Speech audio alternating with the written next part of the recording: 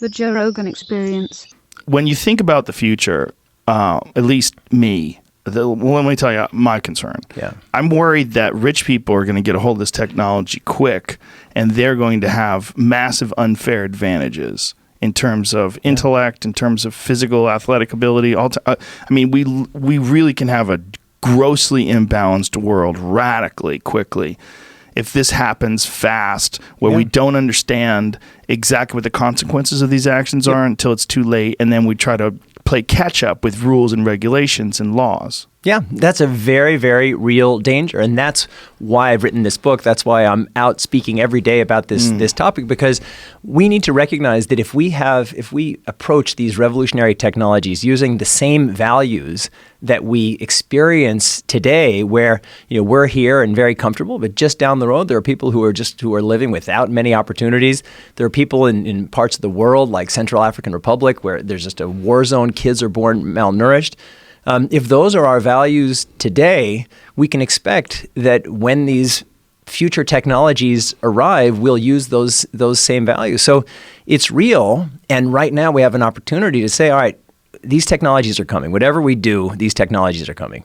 There's a better possible future and a worse possible future. And how can we infuse our best values into the process to optimize the good stuff and minimize the bad stuff? And certainly what you're saying is a real risk. Think of what happened when European countries had slightly better weapons and slightly better ships than everybody else. They took over the world and dominated everybody. And so, it's very real. The governments need to play a role in ensuring broad access and in regulating these technologies to make sure we don't get to that kind of dystopian scenario that you've laid out. Well, it's also in terms of governments regulating things, like why are they qualified?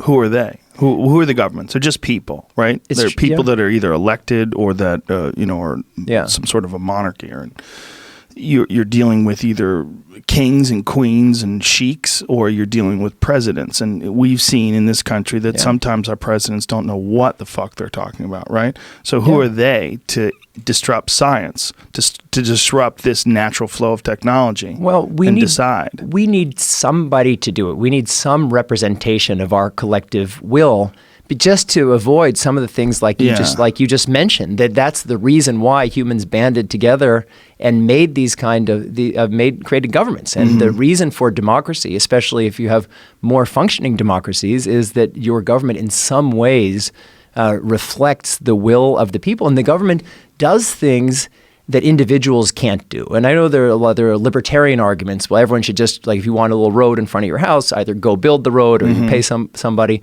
But there are a lot of things even in that model that won't get done. There are a lot of kind of big national and even global concerns that you need some kind of regulation, because what we're talking about is the future of life and life on Earth, and there have to be some kind of guardrails. And that's why what I'm arguing for is we really need to bottom up. I think every person, and that's why I'm so thrilled to be here with you today, Joe, every person needs to really understand these revolutionary technologies like genetics, like AI, and all of our responsibilities and opportunities to say, hey, this is really important. Here are the values that I think that I cherish. And just like you said, I don't want it to be that the wealthiest people are the ones who have kids with higher IQs and live longer and healthier than everybody else. And then, so we have to raise our voice. And there needs to be a bottom-up process and a top-down process, and it's really hard.